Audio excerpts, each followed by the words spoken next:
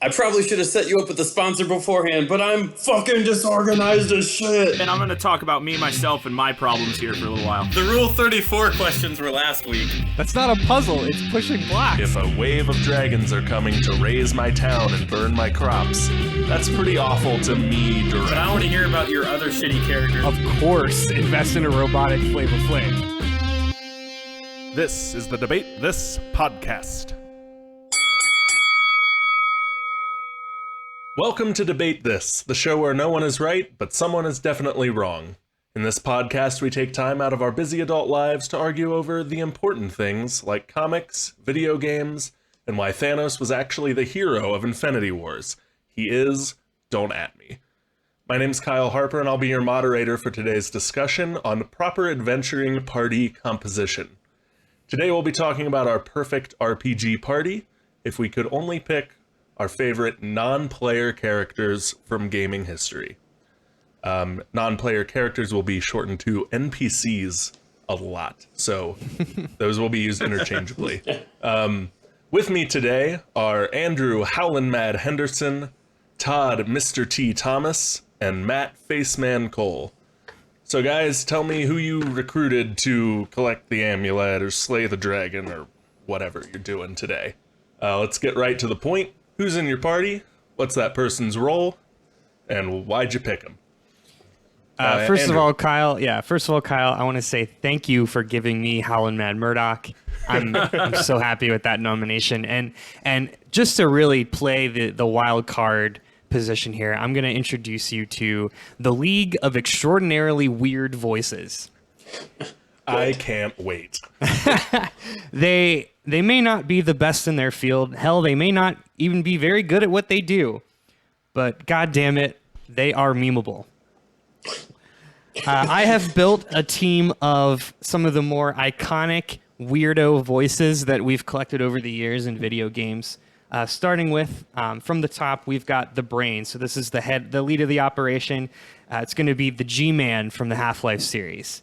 He's the guy that pops up at the end of the first game, and he's like dressed up like a man in a suit, but I think it's a take on the old like Area 51 Men in Black, like not the movie, but the old timey alien stories where he's like an alien pretending to be a man, but like doing a very poor job of it. Yeah, that maybe a government agent, might be an alien, might be a robot.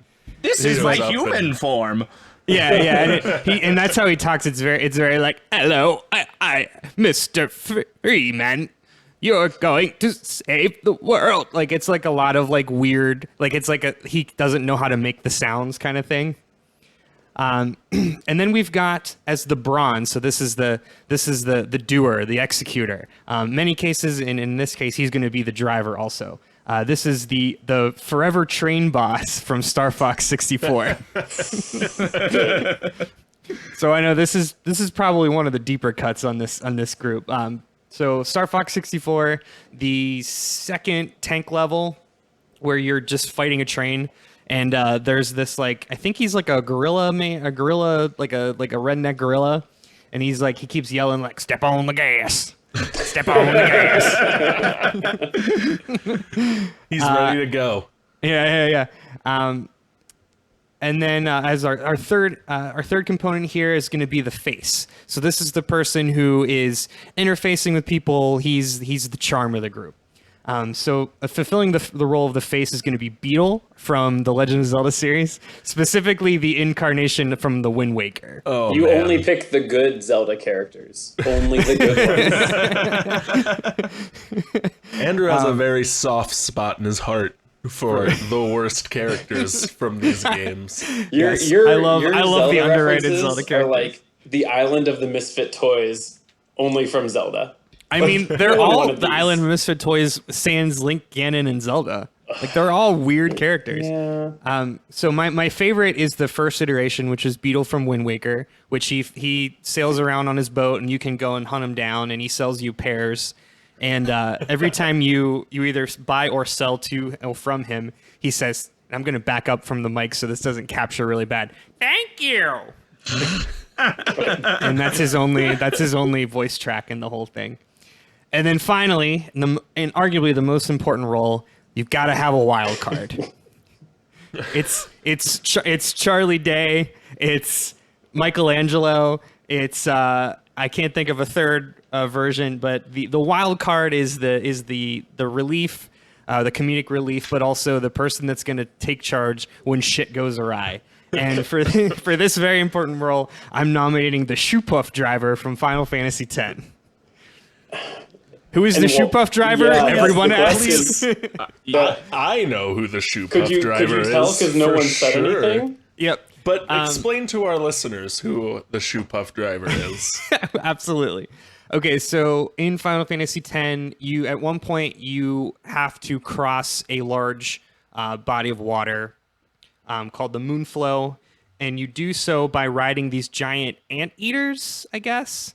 They're called shoopufs, and there is a very particular race that doesn't exist anywhere else out of the entire world of Final Fantasy X than to manage these big anteaters. And the driver, so when you go up to ride the shoopuf, the driver again only has one voice bit there, but he has a really weird accent, and it comes out like "Ride the shoopuf," and then you can either say yes or no, and if you say yes, he says "Shoopuf ready." What are you hoping the shoopuf driver will accomplish? Yeah, I've got a lot of questions.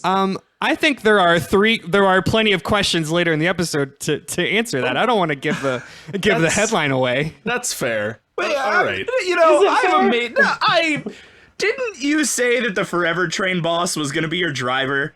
And you also have a character with the word driver in their name? That is a bold choice. We'll see how it plays out later. Maybe Andrew's party needs to get a lot of places, and he needs two drivers. Let's not poke holes in his logic until we've heard all of it. Thanks, Kyle. Todd, tell me about your party and what they do. Yeah, okay. So when we took this prompt, I thought, what is a good balanced team? And so, I think, both Andrew and Matt are going to give you that. So I don't want to quite give you what is good and balanced, but more what's fun and messy. We'll go with that. So I'm bringing to you some pretty solid names, and I don't think I have really any super deep cuts here. But I've really traded in the traditional setup of well-balanced hero and then the tank and the mage to bring you, Kyle, to the ultimate adventure. And I've pulled a name from watching. I used to watch a lot of Wipeout on Hulu, and As did we all. and there was a man one time that the front of his shirt said "Safety Third," and so that is what I'm naming this team. It's not safety first; it's safety third. What is 1 and 2? I don't know that answer, and maybe we'll get there later. But safety is certainly third with my team. And so you do need some sort of relatively level-headed leader. And so that's why I'm going for what I'm calling the cocky shot caller, which is Falco Lombardi from Star Fox. And I know he's been playable in Smash, and I think, maybe some other stuff, but I still claim he falls into the NPC realm.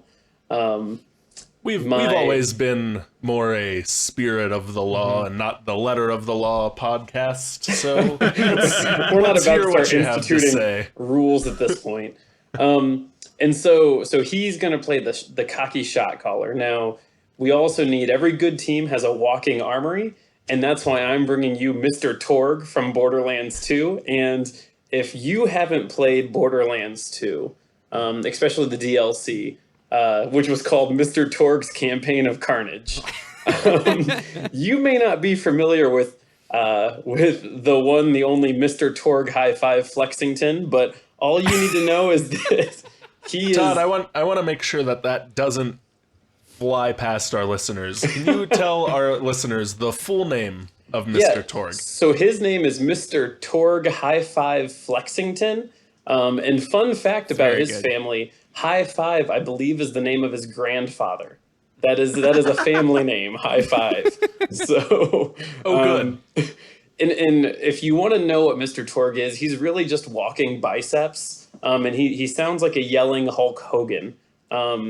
So My impression when I watched the video you shared was that he is somehow a dialed up version of Hulk Hogan, which He even does the like, ooh yeah. Yeah, I saw. I didn't even watch the video, and I immediately thought Randy Savage.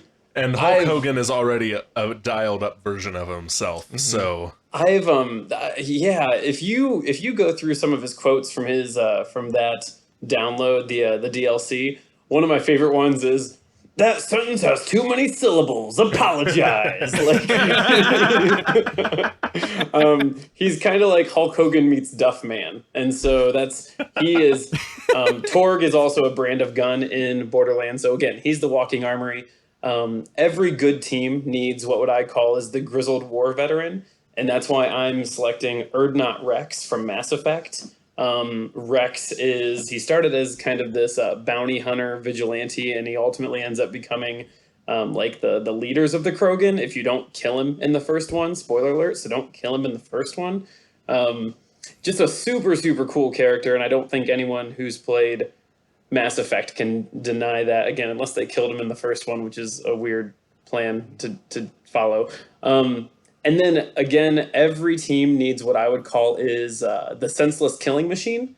And so for Andrew, I believe that was the shoopuf driver. And for me, That's correct. And for me today, I think probably one of my deepest cuts on here is HK-47 from Star Wars Knights of the Old Republic, also known as KOTOR for any of you big fans. And he is basically like if the iMac like computerized voice told you to kill people. That's what he effectively is. And he is, again, like I said, the senseless killing machine, because every good team needs that.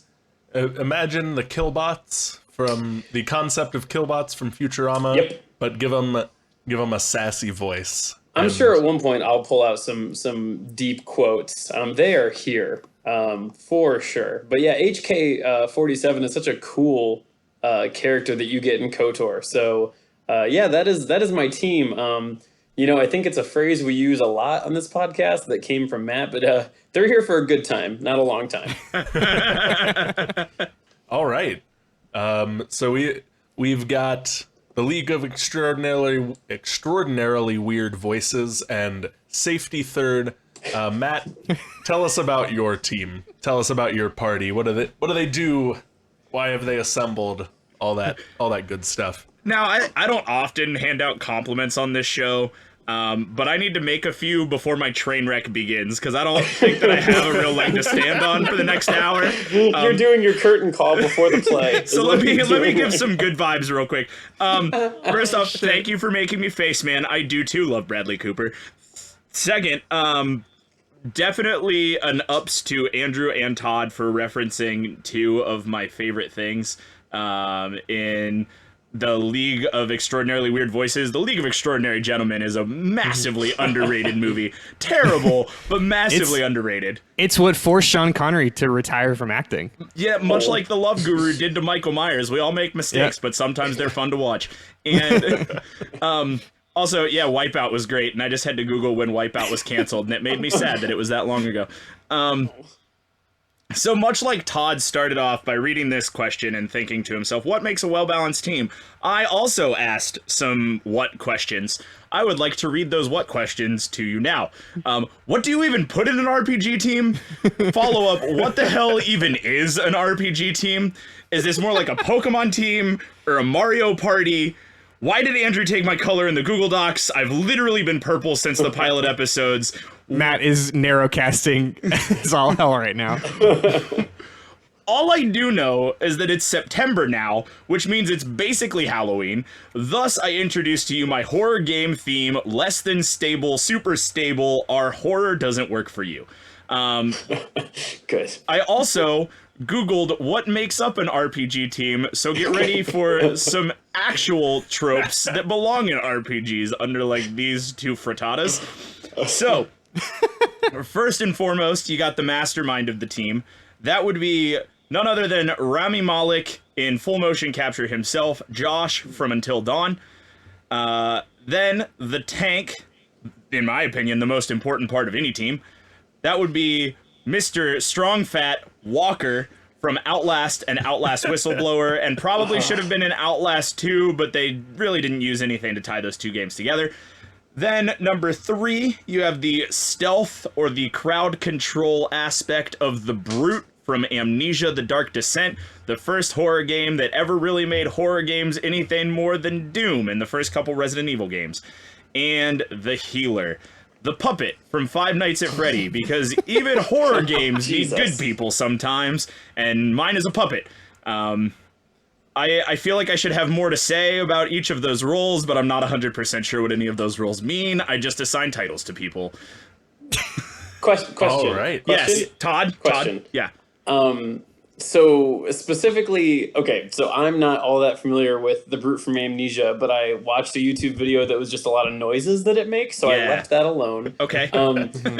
My question is about the Healer, having only experienced Five Nights at Freddy's through Markiplier's streams.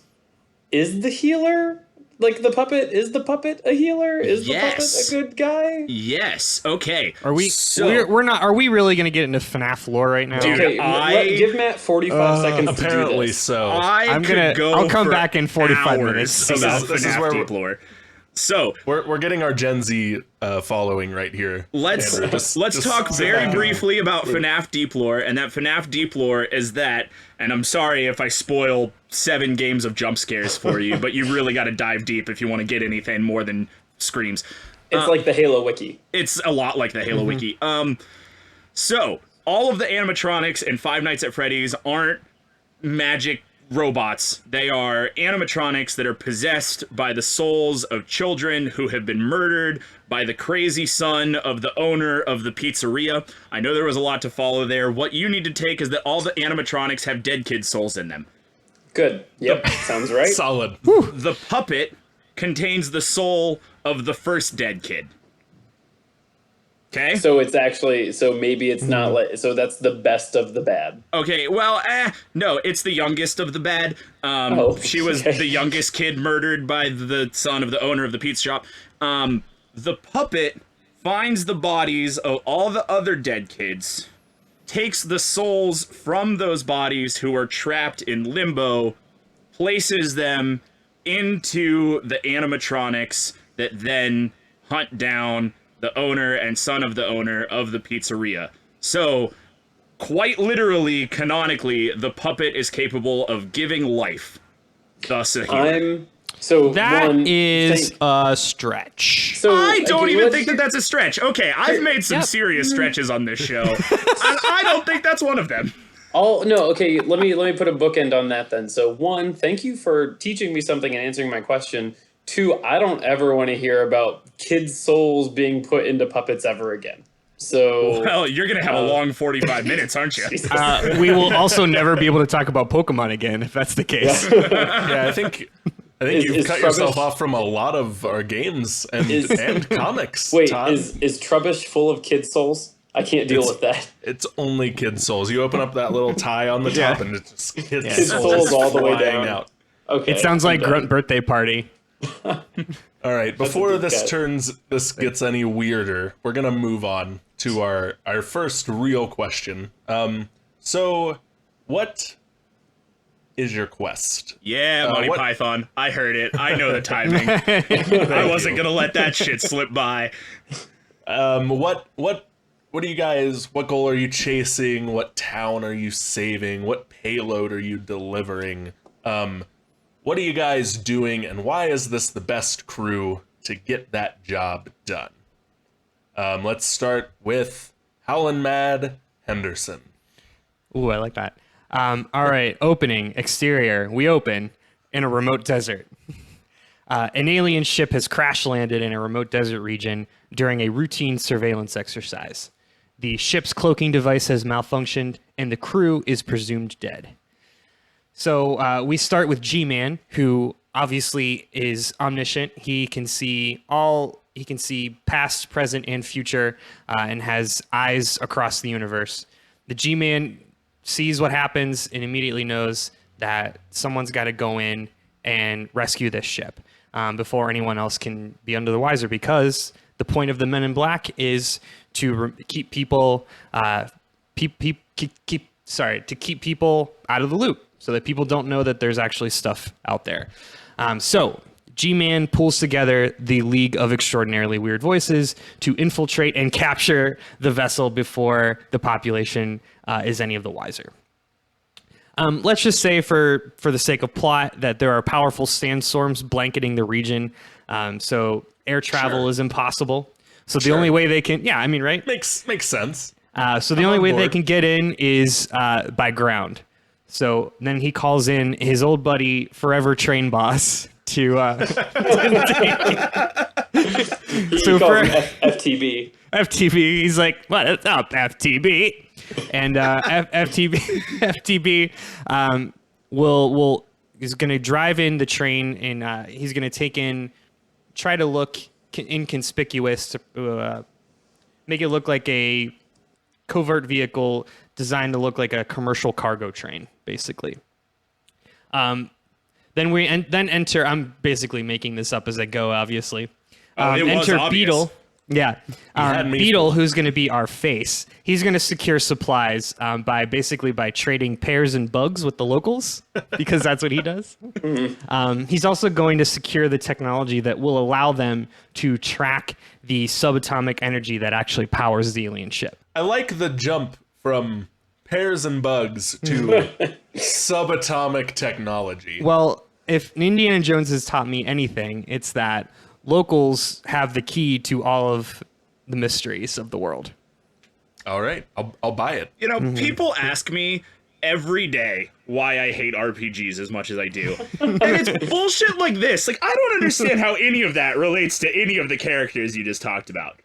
Let me tie a little bow on this. So we haven't talked about Shoopuf Driver. Oh, I'm so sorry. It's all gonna click when you hear what he has to say about the Shoopuf Driver. Now, Shoopuf Driver has a very important role, but it's not clear until, like I said, until shit goes awry.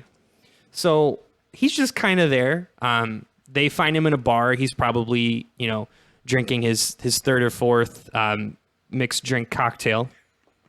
He's a classy guy. And he's just kind of in the back saying weird shit like "Rides a shoopuf," and let's fast forward. We'll scrub through the movie for a bit, and they found the ship, and let's say another alien race has come to declare its remains because they want the future tech on the ship. Sure.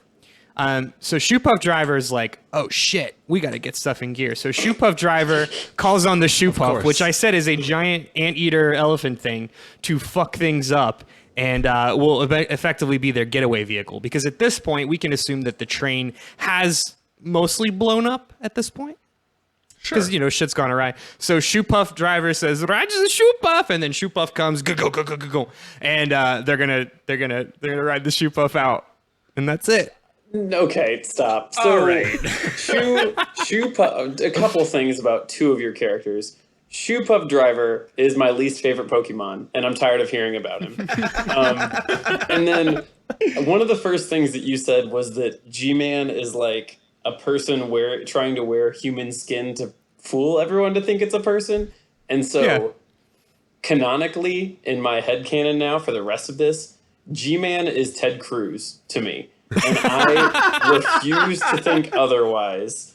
And so, okay. So your plan, goal, quest, whatever is cute. So I'm here with Team Fun on Safety Third.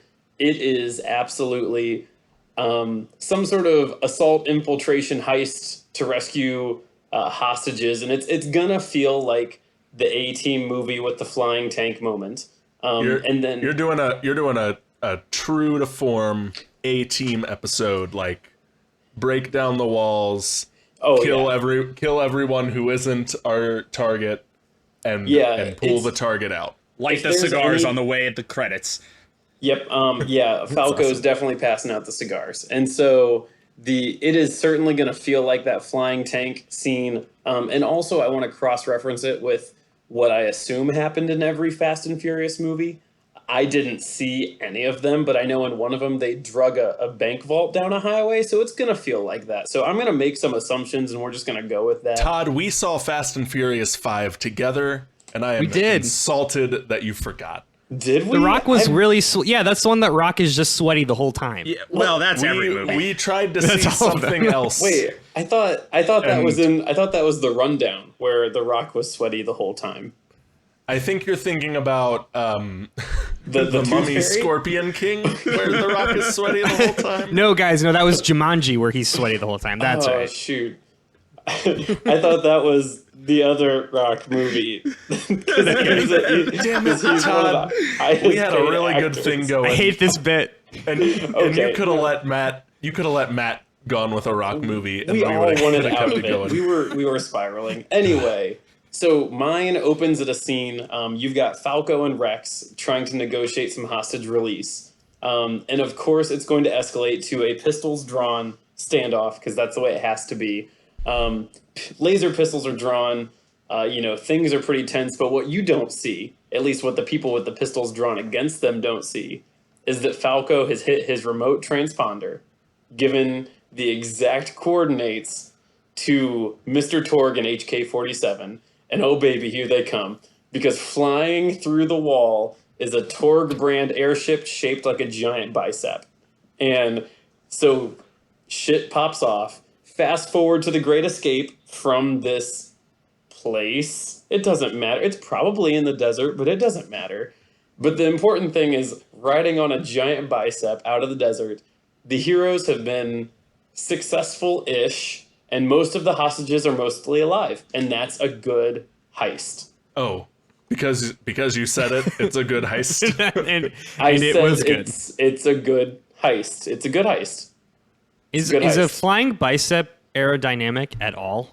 So I want to step in real quick and just say I'm imagining this flying bicep looking just like the bicep flyer from It's Always Sunny Oh in man, Philadelphia. see, that's exactly. I don't know how you want to cut it, but that is exactly what I was gonna say. Okay. Well, I want to pretend it's way more majestic and awesome, but there's not a single bit of me that can't just imagine it as that weird penis bicep. so your team is Yes. your team rides a flying penis to every mission. You know what? But isn't that what the A team would do? I don't No. think that it is. No, not really even a little know, bit. Agree to First of all, disagree. that was a family show. First of all, It was. Was it? I mean there were sexual overtones, but they were way more subtle than that. I mean, again, agree to disagree. I don't sweaty. I don't think Todd's going for subtlety. No. Oh no. He's clearly- Safety third. He's referencing one of the many movies where The Rock is sweaty the whole time. He's not going for subtlety. I literally blocked out that we went to see Fast and Furious ever. 3 of the 4 of us were there. We tried. We were trying to see something else. It was sold out, and we went to see Fast 5 instead. Oh God, why did we do that? Because we were already there, and it was the next thing show. Because it was less work to stay And than it was For to the same leave. reason that most people And- see those movies. And I because think we they're had our on. popcorn already, and I got free tickets. So Well, anyway, this was a successful quest. Most of the hostages survived. Good quest. good. Let's move on from Todd's flying penis team safety third. Matt, Good quest. what is your team? Sure. What is your team doing? I would like to point out that you asked for a quest and the other two gave you shitty synopsises of terrible B-grade movies. I would like to Don't move act Get your like thumb you're out of your higher ass and for more once. I would like to move away from shitty synopsis and move on to shitty dark fanfic about horror game characters. So here we go. Revenge. so much better. We seek revenge. For what or who, it doesn't matter. We seek it. We are 4 tortured souls seeking to right the wrongs of the world as we quest for answers. Who, what, why, we are who we are. We live in a world of insanity, and every day we grow closer to it. We are a mindless killing machine, a fearless entity who captivates the minds of all who know it and terminates the existence of all who encounter it. All right, now we get to the questy part. Okay, you can't just like copy paste from my 14-year-old MySpace page and think that's gonna win you this competition. XX Yeah, I Kyle definitely have- OHXX.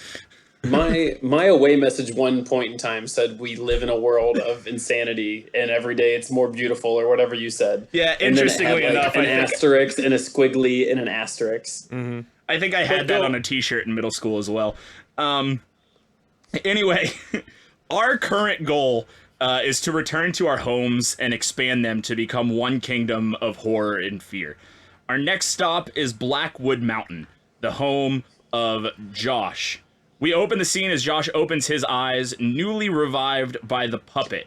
While the Brute and Walker try to understand their regained existence, Josh stands, the first to understand what has happened to them, and he communicates with the others the gravity of the situation. Luckily for Josh, the other three have next to no cognitive ability whatsoever, and they are one-track minded, and Josh, being the only one with cognitive ability, puts them on a track to follow, and they follow him to recapture his family's home on top of Blackwood Mountain. After Blackwood Mountain is Mount Massive. After Mount Massive is the Castle from Amnesia. After the Castle from Amnesia is Freddy's Pizzeria. What just happened? I just I'm asking you this question, and this doesn't mean I approve of anything you just said, but what Five Finger Death Punch song is playing while you guys are on this mission? Just for our listeners at home to really set the scene. Ooh, that's a hard one, because their new album is hot garbage, but it's the one that everybody knows right now. I don't know. Jekyll and Hyde, probably. Got Your Six, maybe. I know a lot of Five Finger Death Punch songs if you want me to keep going. We don't. We don't. No one does. What I like most about this was that I thought both Andrew and I expected this to be shown in like a storyboard. Like you're presenting it to a director through storyboard pictures. And like both Andrew's and mine, like you just think like, oh, this is going to be expensive and it doesn't make sense. And then it got to Matt's. And it was like, next stop, Blackwood Mountain. He like pulls out a new card with it. And they're like, wait, you're at Blackwood Mountain. He's like, next up, it's gigantic mountain or whatever you said. And they're like, wait, but I thought we were on the Blackwood one. Then we're at a pizzeria. They're like, the fuck is this guy? Who let him in? Like, what's going on? He's got some good ideas, though. I don't know what to say. He's really passionate about it. I came to this debate with extensive knowledge of the lore of my characters and absolutely no knowledge on how to answer the question at hand. So I intend to barrage you with Really? Because it doesn't show at all. I will barrage you with information the whole way to victory. Thank you very much. Next question. Great. Good, because I'm ready to move on. So a team is only as good as its leader, so they say. So tell me about who calls the shots. Why did your team elevate them to leadership? What are their skills and weaknesses? And what do the other party members think about? And just general discussion on the leader of your team. Andrew.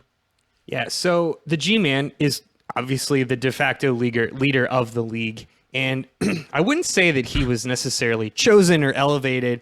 It's just that he just is. He appointed himself. Yeah, and I mean de facto in every sense of the word. So I imagine that it's similar to how Half-Life 2 starts, where the different people in the league just kind of woke up on a train going through space one day, and he kind of just appears in front of them. The and G-Man says, just kind of started telling them his plan and what they were gonna do. And they just kind of went along with it because that's what you do. The G-Man gives you the feeling of making a choice, but you're never actually making a choice. Yikes. Yikes indeed. He's a no serious figure. He's definitely not a man. He's definitely not a man. So I mentioned he's kind of a take on the Men in Black alien conspiracy theories, where it's basically these men, these quote unquote men in black suits will appear and they'll try to like scare off or try to like hustle people that have documented alien sightings. And they say like, you didn't see anything, snort, gulp, and It's like there's very weird stories. Anyone who's interested, there's a really good set of episodes. Last podcast on the left does that. It's really really interesting. I just want to I want to make sure our listeners at home know, no, Ted Cruz is not in the room with Andrew. That was his G-Man impression. So, what are the strengths of the G-Man? All of the strengths. Absolute omniscience. He cares He too can much. see. He cares too much. He can Works too see. hard. He can see both past, present, and future all in one simultaneous thread. So he knows what is happening. He knows what will happen, and he knows what has happened. And with that comes the ability to manipulate the space-time continuum. He can zap Gordon Freeman on the planet of Zen in an instant. And he isn't. This thought occurred to me in the last question, and I can't let it pass any further. What does he need the rest of the team for? If he's so omniscient and has the ability to manipulate space and time. Yeah. Well, we'll get there. Will we? All right. Fine. What are his weaknesses? Pretending to be a human is really, really hard. And when he walks, I assume he walks like kind of like a drunk bird, where he's just all kind of like torsos kind of flip flopping around there. When he drinks water, he intakes dihydrogen monoxide through the oral cavity. Like kind of stuff like that. Like he's not very. He's pretty obvious. We put this podcast together to like talk about video games and comic books, but like it's really just become a place for Andrew to air out his his impersonations and to get some early feedback. Andrew's really working I'm on... workshopping a few characters. He's working on his Tight 5, his stand-up set, and he tries it out here first. So when this whole thing started out, I think some of the members probably were like, "No, like I'm not doing this. This is dumb." And when they walked away from the proverbial train, I assume they probably heard some kind of loud clicking noise in the back of their head, and maybe felt like there were like a million bees swarming their face, something like that. So they eventually came to their senses, and the rest of the group were like, "Yes, we will. Let's do this. We will follow the G-Man." So that's how the league was created. Todd, Kyle, have either of you guys played Half-Life? I have not. I'm one of the 8 people on Earth that have not played it. Yeah, so I'm the other. I'm one of the other. One of the other. We are a quarter Todd of the and I- people. So Todd and I are a quarter of the people that haven't played Half-Life. as someone who also almost put G-Man in his team, I do need to point out the fact that like G-Man is an NPC. That's true, but he's basically an Check that Easter box. egg. Like, you mostly just see him on billboards and computer screens, and I think you interact with Oh, him I'm sorry. twice. No, he is the ending. no. He's the entire ending of the first game and the entire intro to the second game. Yeah, He is not an Easter egg. exactly. You let's- interact with him like twice, and so what I'm saying is you're making a lot of assumptions about a character who is left entirely to mystery. The Okay. whole question of Half-Life. Yeah, that's the whole was- I mean, Wait, I want listen. to look at. I mean, look at the rest of his team. Thank you. and That's what I was getting to. Yeah, guy who sells pears if you're gonna argue the relevancy, don't argue G-Man. He's the only one that makes sense. Literally, one of his characters is the Forever Train boss. That is his name. And the other one only says 5 words, and one of them is part of his name as well. Like I don't like You're not wrong, Matt. I don't You're think you're poking. wrong. But You're like, poking holes in a colander. Like you're not. Andrew's strength in this argument is that he has none of his party has any legs to stand on, so he gets to hold them up himself. And I don't think there's any sort of illusion as to what Andrew thinks his team is.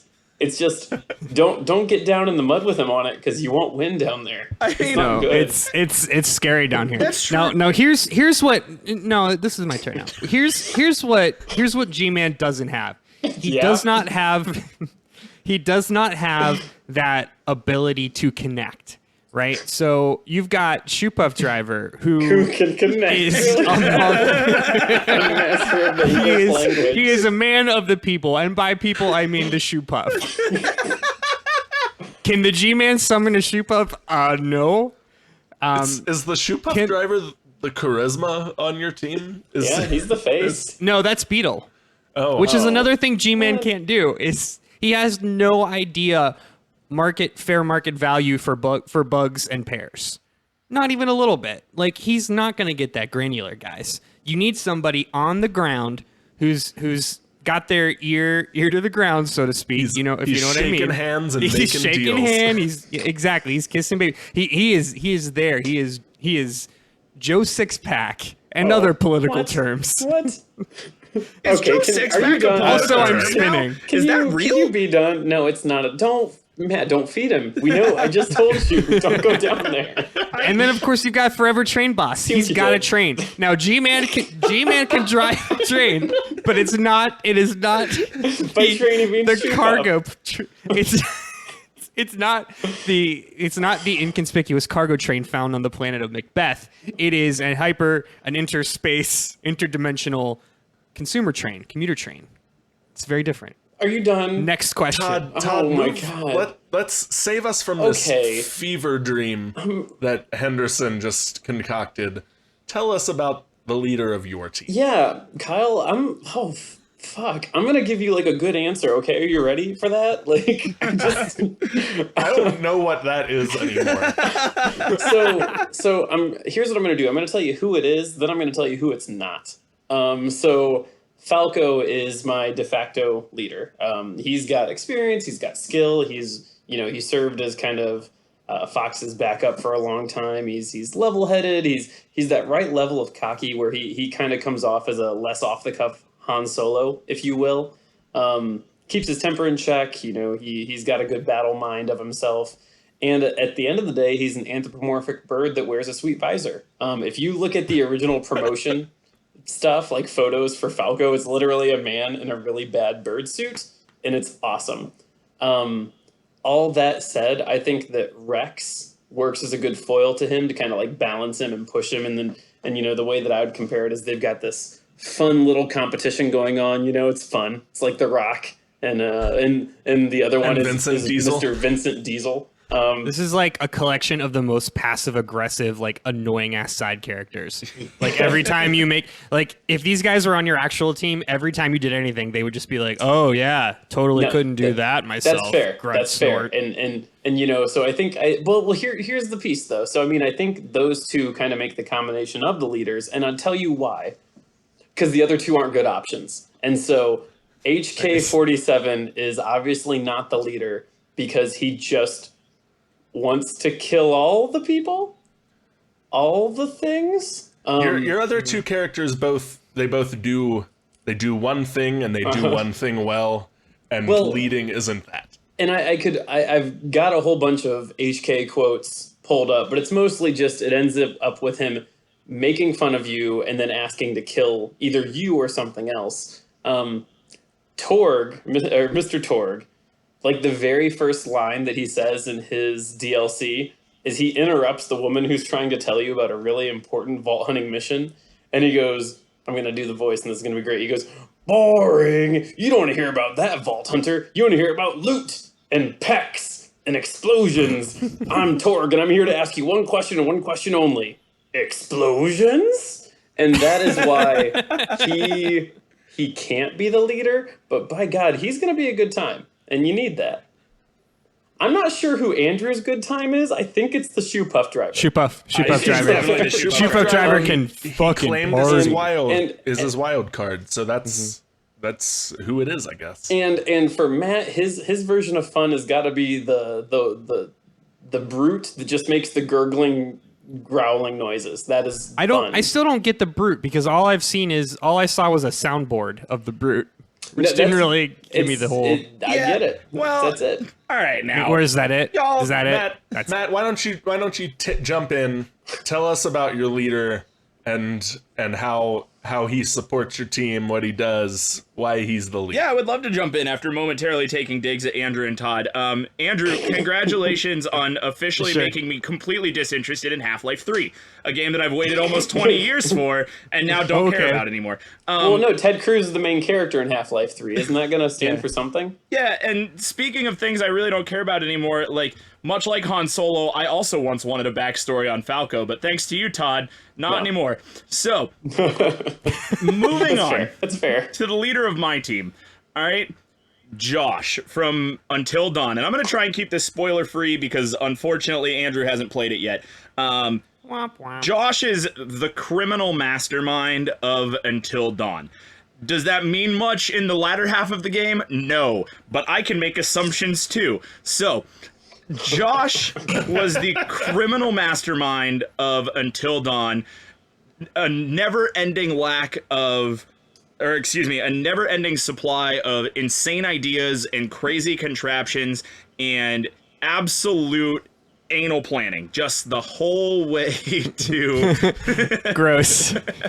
I wasn't even gonna laugh, and then I saw everybody else something laugh. else.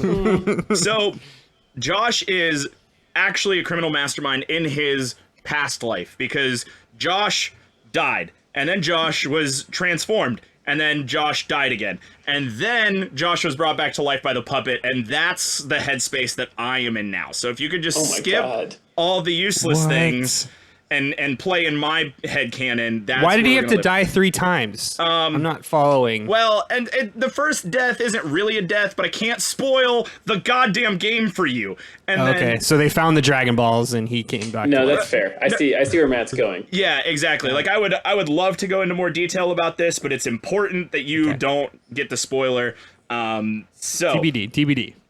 jump over Until Dawn and come to my headcanon where Josh has been reborn. I do not want to be there. All right, ever. That's okay. Ever. So Josh in his past life was insane, but his death, transformation, death again, and then rebirth have calmed his thoughts and given him control over not only his bipolar disorder, but his manic depressive thoughts, and have made him now more focused. Turns out rebirth is a lot like Adderall.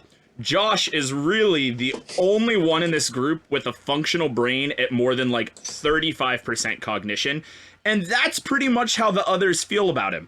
Like I said earlier, everybody else in this group is one-track minded. They exist for one purpose and one purpose only. For Chris Walker, it's security and ripping heads off of people. And for the Brute, it's security and slashing up people. And for the Puppet, it's security and healing people that need to be healed on his side, not on the other side. He kills the other side. So you have 3 people who exist for no more than security and destruction, and one person with the brain power to rule and control and direct all 3 of them. To point them at something and tell them to destruct. Exactly. Say something along the lines of me good, him bad, and that's all he has to do. And so Josh's whole plan all along has been to seek revenge, and restore glory to his, not only his life, but his family's name, and control of all of the land that should rightfully belong to his family. Now Josh has a team and an army to not only control his land, but bring in the land of all of the other people in the team and create an evil empire. You know what I'm really excited for? I'm really excited to see Josh's story play out in the next season of Game of Thrones. I haven't really been watching everything that leads up, but it sounds like he's going to be a great addition. This is also my favorite version of Halo. Like, what is happening? Like, is Josh the Fire Emblem? Like everything Henderson has described so far has sounded like a fever dream, and everything Matt has described so far has sounded like the insane rantings of like Charles Manson. Like it's just what's I'm crazy confused is like, and angry. I started out saying that mine was going to be a combination of like A-Team and the Fast and Furious movies, and mine has been the most believable. And Todd's, I don't know if how to anything, feel yours is mundane. Yeah, a flying bicep is nothing. When I went with the murderous killbot, I thought I'd be going out on a limb, but here I am, turns out I came out with more murderous killing than you did. Yeah, your whole thing is murderous killbots. Exactly. So we're at 53 minutes, guys. Let's pick it up. We're going to move on to question 3. So for this one, this is I want to see how your team kind of plays off each other. I really loved the Marvel Ultimate Alliance games. Most of what I loved about it was just pairing up your favorite characters and seeing what combos they had together. So just tell me about your party's version of the fastball special. Just what happens, what goodness happens when your characters team up. So Andrew, what is the League of Weird Voices camp fastball special? Y'all, things are gonna get even weirder. Oh, really? Is it? all I right, thought we so- were done. Here's the alt, right? So G-Man, we've established he's got otherworldly powers. So what's going to happen is G-Man is going to use his powers to fuse the Shoopuf and Forever Train together into one Cronenberg-esque monstrosity. Picture like Shoopuf with like a steam engine and wheels. Cause like, yeah. And because it's a Forever Train, the Shoopuf just extends forever. No.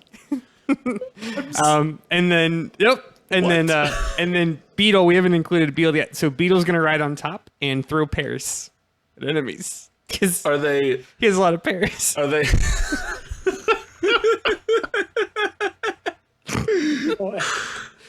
What? You know what? No. I don't even have anything for that. I don't have Todd, any questions. Can I just say mine? Yay! Yeah, go ahead, Todd. Tell us what's Safety Third's fastball special. It is mostly explosions and thick biceps over here. And by thick, I mean THICC. Thick with two C's. Yeah. So this whole thing is going to kick off with Falco doing his thing he does because he's super cocky and that's what he does. This is getting very sexual. Yeah. But that is the signal for a Torg trademark brand pimped out Landmaster tank, also trademarked, to fly in for Falco to pilot, because that was the most annoying thing he did in any of the Super Smash Brothers when he'd get his Landmaster. But like, it's not actually a tank, Kyle. It is HK-47 transformed as a tank, and he's loving it. He's got a murder boner going on. And the last thing that happens, the ultimate, this move ends with Rex being fired out of a cannon, and he's headbutting whatever irrelevant Marvel Ultimate Alliance moblin you've released him onto. And you may be asking where Mr. Torg is. He's on the back just flexing. He's pulling a straight up, whatever the one guy was from... He's the guitar playing, the flamethrower guitar guy from Mad Max Fury Road. Yeah, He's just there for style. And the soundtrack in the background is that Pantera guitar solo from that SpongeBob episode 10 years ago. Oh yeah, that one. Yeah, that'd be pre-hibernation. Thank you very much. Oh, so there you go. So this Wow. that is wow, shit, what a good reference. But that is the way this plays out. And like I said, in Marvel Ultimate Alliance, you could like attack one person or a lot of people. This is one really sad moblin because it just got its world. It just got super tanked and a weird toad alien shot at it. Like the level was already clear. It was just one different colored moblin, and you're like, oh, we got to use the alt. We still have it, and this was what happened. Except if it was one of those things where you had to like do a knock-up attack and then nothing happened because you didn't do the knock-up. Yeah, That game had some frustrating bits. didn't stop us from playing it through twice in one Christmas break. That's true. Very true. Very true. All right, Matt. Tell us about Team Edgelord's ultimate move. What do they get when you pair them all together and they do their thing? All right, so all ridiculous like headcanon and storyboarding aside, this is the one question that I'm good at. Like really, because what do all of these characters have in common? The redirect and jump scare. And that is the ultimate of ult. In fact, it is the scariest ult since before Hanzo got nerfed in Overwatch. All four of these characters are masters of deception and intimidation. They're always one step ahead of you, and they're just downright terrifying. Like, none of these characters look at all like anything that wouldn't scare the shit out of you if you found them in the woods. So, while Josh That and puppet is horrifying. What? Yeah, oh god, Very yeah. true. Which one? The puppet. Yeah, is the horrifying. puppet is terrifying. Definite Just nightmare awful. fuel. Yeah, so while Josh and Walker approach from the front because they're both very, like, they're the slow, lumbering type of enemy that you see coming and you just hope you get away from in time, they are pushing you back to the puppet and the brute, which are both hide in the shadows, jump out and scare you kind of enemies. They wait in the trees, and just as you hear the music of the music box run out and the blood-curdling scream of the brute in the distance, your brain realizes it's too late. Now, canonically, brutes lower the sanity of those who look them in the eyes, and that's the one mechanic of the Amnesia game. Because did any of you guys play it? Is that just a me thing? I'm familiar with it. Okay, yeah. I'm familiar with it, but I haven't played it. But yes. that's the whole mechanic, right? That's why the brute is important, because Amnesia was one of the first survival horror games where they gave you zero option but to run. And the whole shtick of Amnesia is that you have to control your sanity, and you have to go back and forth between using your lantern to raise your sanity and existing in the darkness to hide from the monsters. But when you're in the darkness, your sanity lowers, and once you go completely insane, then you automatically lose the game. So the brutes, there are two kinds of enemies. There's the brute and then the other one, which everybody uses more but doesn't hurt you nearly as bad as the brute, so it's not important. If you see them, your screen flashes and your sanity immediately starts to lower. So that's like the one shtick of the brute, is that they actually lower insanity. And so once they all circle you, three other iconic characters looming over you, it's enough to shut down the brain of the enemy, and you just... yeah, you're done. It's game over. So it's kind of like the penance stare from Ghost Rider. There it is. Yeah, go ahead. I know. Tying it all There back. it is. So your ultimate is kind of the Homer stepping on endless rakes gag, but jump scares. It's the jump scare version of the rake gag from The Simpsons. I don't want to say yes, but I concede. But you can't not. You can't say no. Yep. All right, so we've gotten to know your team. You told me about your leader, and Henderson took us on his insane fever dream. Weird magic voyage. I need to go lie down. I want to know how you slipped me LSD from across the country, but that's not important right now. So it is now time for our super secret bonus question. And for this super secret bonus question, we're gonna set a little scene. It's late in the campaign, or it's the third game, and we gotta shake things up.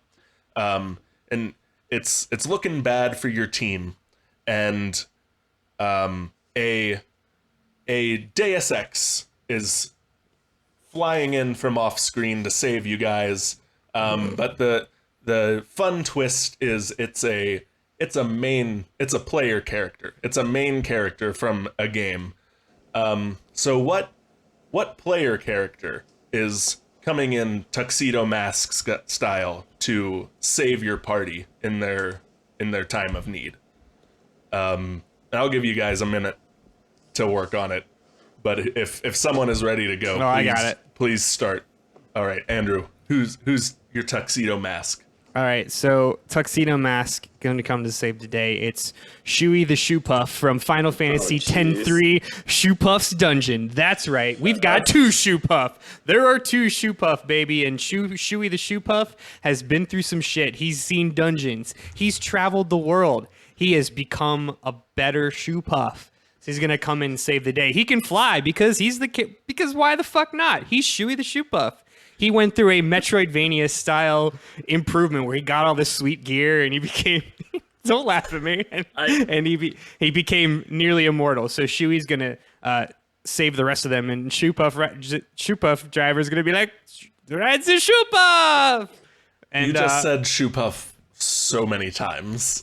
it was one too many times. I do a shot every time that Andrew says shoopuf, and we need to end this podcast soon because it is a race Because against time. we gotta get Todd to a hospital so he can get his stomach pumped. Yeah, so I got a good answer for this one too. So I was ready, and Andrew jumped ahead and got in there real quick. So to go with the theme of safety third, the only main character could possibly be is Duke Nukem. Duke Nukem has to join my team because he too is a leader? ? But he is also all biceps and guns, which I feel like makes this work. And rounds out the team. He fits in. And if that's not good enough for you, if you Google image search Duke Nukem, like the 8th result is John Cena decked out as Duke Nukem. So Duke Nukem, answer, send, final answer, Regis. All right, Matt, what player character is flying in to save the day? So in your party's time of need. when all of your NPCs are enemies, it's kind of hard to come up with an in-game main character who might actually care to save your team of enemies. But I have one, luckily enough, and unfortunately, it's probably the character from what might actually be the worst horror game of all time ever that was supposed to get a remake last year, but legal suits ended it. That's right. 1989's Friday the 13th for the NES, the most abysmal horror game of all time. Jason, none other than Jason, flies in to rescue the other horror folks because Jason's a video game character and he's a main character in what is like actually quite honestly the worst horror game of all time. Don't play it. Just don't. It's hot garbage. Didn't they do another Friday the 13th Yeah, thing? Wasn't it like really, Adam Sessler produced it or something? It's really right? funny to watch. Yeah, so and the new one was That's a nice way of saying it's not good. The new one hit some like major development halts over lawsuits, and it never went like full publish and yada yada yada. But yeah, so Jason is actually a video game character, and he's who's coming in to save the day with the machete and probably Jamie Lee Curtis somewhere, because I don't know. Let's just connect all of the universes. All right. Those were answers. They certainly were answers. Let's bring it home, guys. It's your last chance to sell me on your team. Why I should hire your party or whatever. Closing statements. Andrew, go. Their accents are dumb, their timing is off, and the things they say are stupid. That said, the League of Extraordinarily Weird Voices does one thing better than all else: going viral. These guys know how to make a lasting impression. They may not be good at what they do, but you will damn sure remember it. I tell you, I do not remember a thing about, I couldn't tell you how to get through any of the temples in Wind Waker. I barely remember the story, but I sure as hell remember Beatles saying, "Thank you." Those are the things that have stuck in my mind however many years after playing these games. Same with Final Fantasy X. What you really need, what is the most important thing in building a crack team, it's the marketability. It's the way we need to somehow make this profitable. And that is what the League of Extraordinarily Weird Voices is going to do for you. The most important thing is the market. Hashtag Hail Corporate. All right, Todd. Last chance. Yeah. Sell me on team flying penis ship.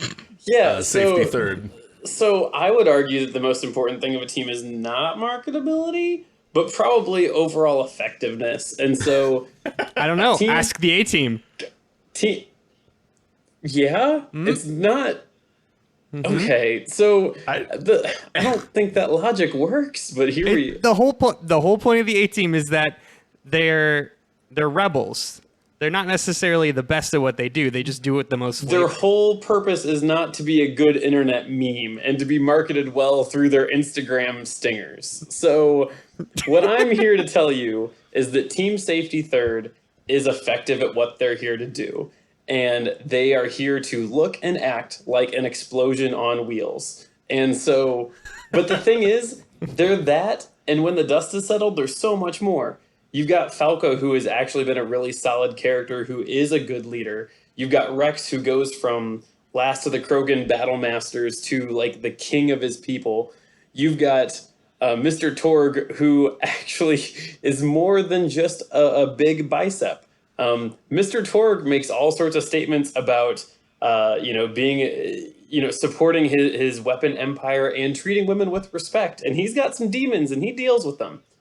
I don't think that happens for anyone else here. And HK, he's a bloodthirsty killing machine, but he's your bloodthirsty killing machine. And he'll only do those things if you want him to do that. So my point to say here, Kyle, is that you are looking to put together the best team. And here I have brought it to you. Full of character, full of effectiveness, and most importantly, full of biceps and explosions.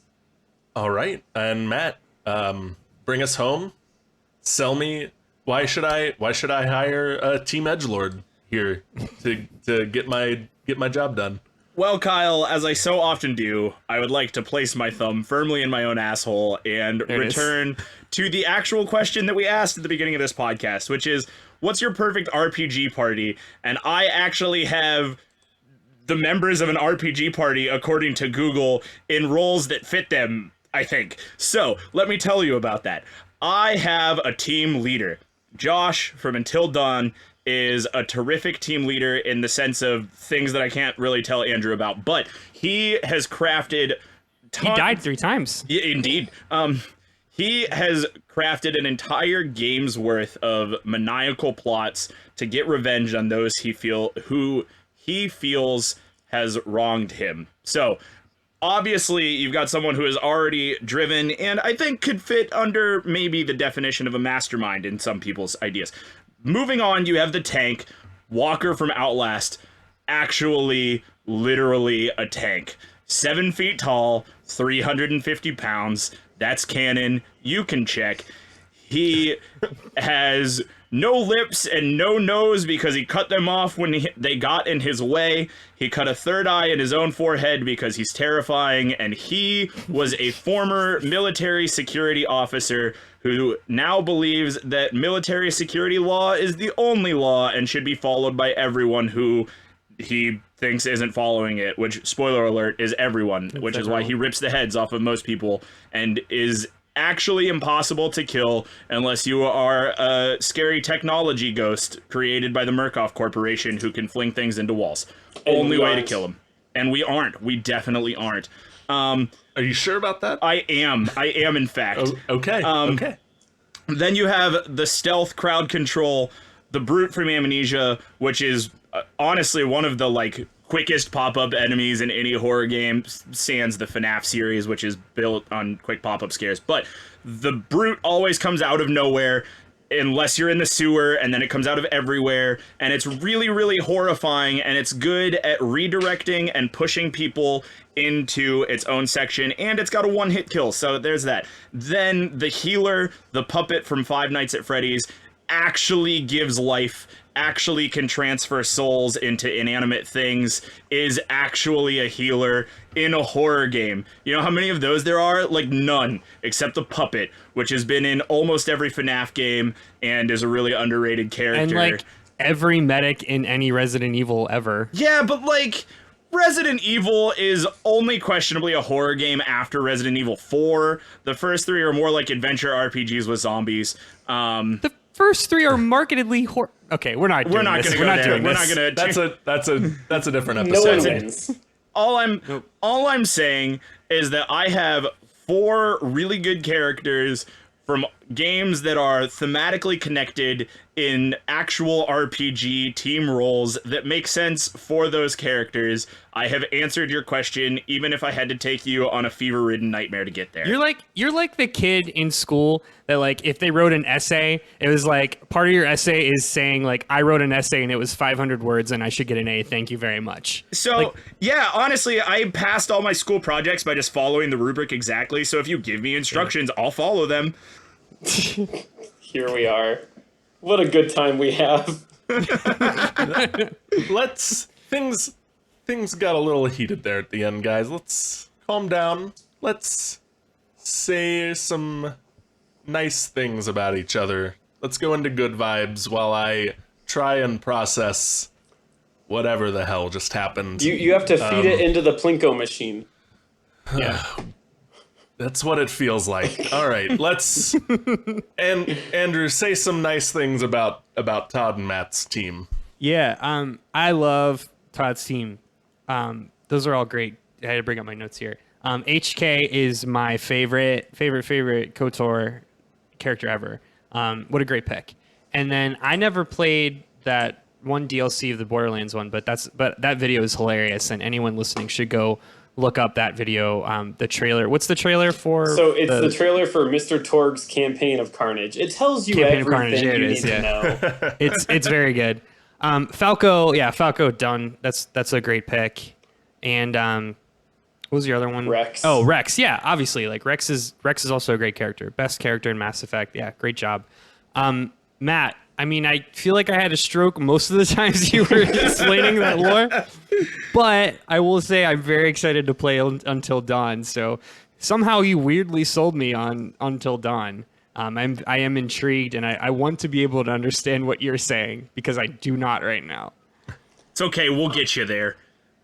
Okay. So I had a fairly vague familiarity with, I think, most of the people you chose, Andrew. I didn't know much about G-Man, but I knew of him. And so everything that I thought I knew aligned pretty closely with what you said, and that was nice.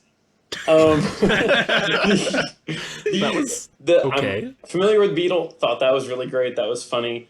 I definitely I couldn't have remembered the shoopuf driver, but as soon as you brought it up, I'm like, yeah, I get that. That's the combination of shoopuf driver and forever train boss was just really, really good, and for ways that I can't actually explain why. And I don't think anyone really could, but they were good. I was torn between train boss and the other boss that says "cocky little freaks." Yeah. Because those are two different ones that I remembered a few minutes ago. I think that's the like tank walker boss, if I remember correctly. I don't remember. They all. I feel like they're all like gorilla All monsters. started to blur together. I didn't play Star Fox 64, but I feel like all the bosses were just like deep voiced yelling people. Like they just had one guy yell in different accents. Yeah. And as far as, years ago, Matt, super familiar with Until Dawn. I played that game through 3 times. And Josh is a good mastermind.